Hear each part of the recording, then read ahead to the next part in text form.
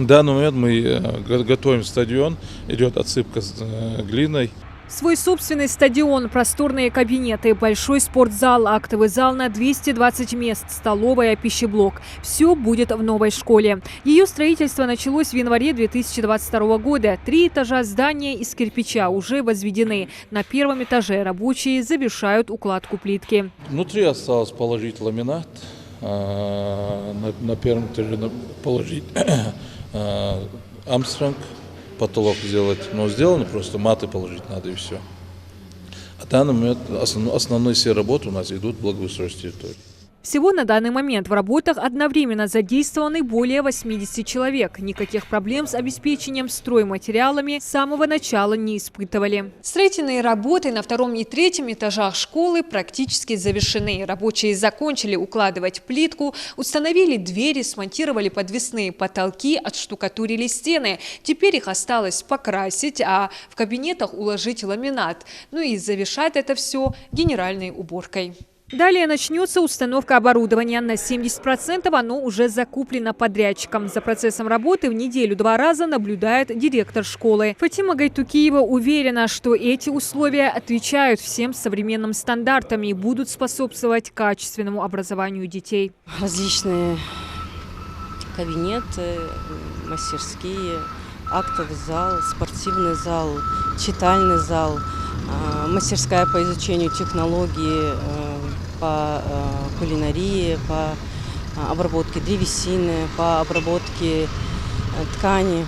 Будут лаборатории разных предметов. Это предмет физики, химия. В новом здании особое внимание уделили и безопасности. В школе предусмотрено 8 аварийных выходов, видеонаблюдение. Завершена установка пожарной сигнализации. Каждый этаж разделен между собой противопожарными дверьми. Каждый блок между собой разделен. Также есть пожарная безопасность, разводка, все есть. Тем временем активно продолжаются работы на дворовой части учреждения. Фундамент здания облицовали диким камнем, проложили тротуары, сделали ограждение объекта. По плану подрядчика через 1,5 месяца эта территория значительно преобразится. Сейчас мы занимаемся подготовкой стадиона и спортивных площадок, детских спортивных площадок. На территории этой школы будут детские площадки.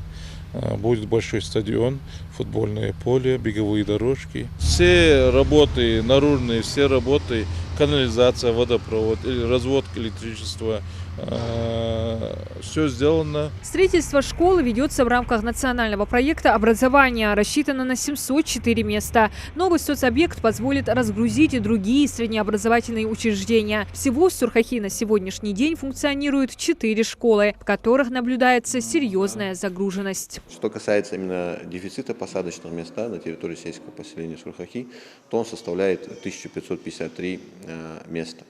Но у нас сейчас строится школа на 704 места, также у нас школа в этом данном населенном пункте строится школа на 720 мест.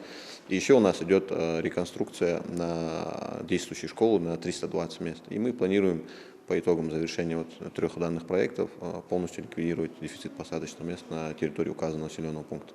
Больше всех возведения современной школы ждали дети и их родители. Новый объект образования расположился почти на окраине населенного пункта. Дети отсюда на протяжении многих лет пешком были вынуждены добираться до ближайших школ и ежедневно преодолевать расстояние в 3 километра. Также открытие Альма-Матер создаст не только дополнительные ученические, но и рабочие места.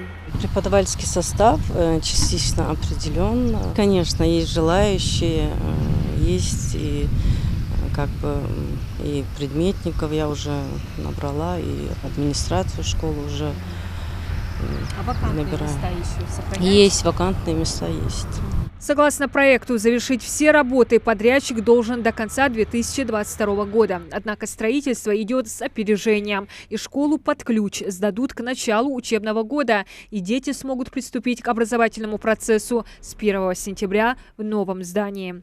Диана Дударова, Асхаб Белакиев. Новости 24.